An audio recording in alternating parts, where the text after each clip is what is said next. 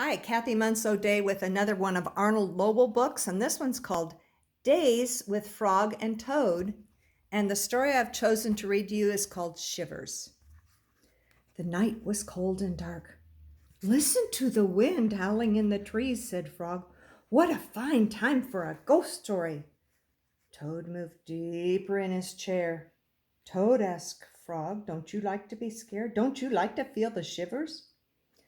I'm not too sure, said Toad. Frog made a fresh pot of tea. He sat down and began the story.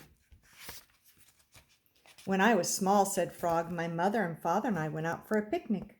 On the way home, we lost our way. My mother was worried. We must get home, she said. We do not want to meet old dark Frog. Who's that? I asked. A terrible ghost, said my father. He comes out at night and eats little frog children for supper. Toad sipped his tea. Frog, he asked, are you making this up? Maybe yes, maybe no, said Frog. My mother and father went to search for a path, said Frog. They told me to wait until they came back. I sat under a tree and waited, and the woods became dark, and I was afraid, and I saw two huge eyes.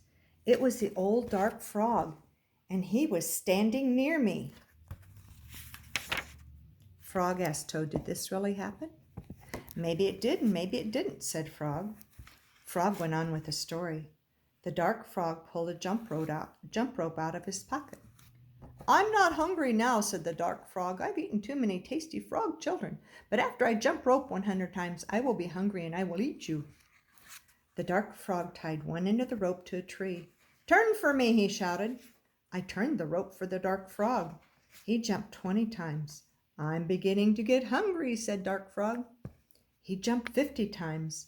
I'm getting hungrier, said the dark Frog. He jumped 90 times. I'm very hungry now, said the dark Frog. What happened then? Asked Toad. I had to save my life, said Frog.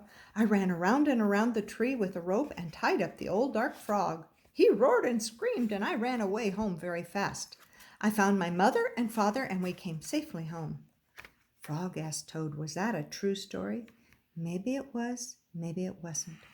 Frog and Toad sat close to the fire. They were scared. Their teacups shook in their hands. They were having the shivers. It was a good, warm feeling.